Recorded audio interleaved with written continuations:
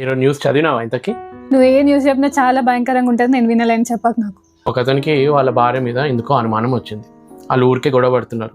ఆ భార్యకి ఏమో అబ్బా వీడితోటి ఏంద్రా ప్రతిరోజు గొడవ అని ఆ ఊర్లో పెద్ద మనిషి దగ్గరికి వెళ్ళి కంప్లైంట్ చేస్తే ఆయన మందలించిండు వాళ్ళ భర్తని పిలిపించి.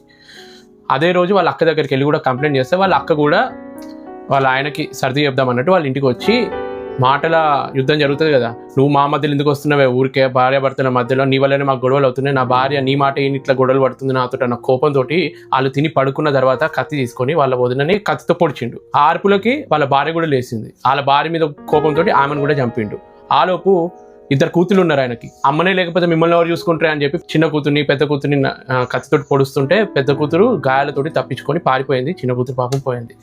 తర్వాత ఆ పెద్ద కూతురు వేరే వాళ్ళకి చెప్పి పోలీసులకు ఇన్ఫార్మ్ చేసేసరికి వాళ్ళు వచ్చేసరికి ఎవరైతే చంపిండో ఈయన కూడా ఉరేసుకొని చనిపోయాడు. విత్ ఇన్ ఫ్రాక్షన్ ఆఫ్ కొన్ని నిమిషాల్లో ఎంత దారుణం జరిగిందో చూడు. జస్ట్ అనుమానం అనే చెప్పు ప్లస్ భార్య భర్తల మధ్యలో చిచ్చు పెట్టే కొందరు ఉంటారు చూడు, అంటే ఈమె పెట్టిందో లేదో తెలియదు కానీ కొందరు మధ్యలో భార్య భర్తల మధ్యలో ఊరికే ఇంటర్ఫియర్ అవుతాయి, ఎట్లాంటి అనర్థాలు జరుగుతాయి అనడానికి ఒక ఎగ్జాంపుల్.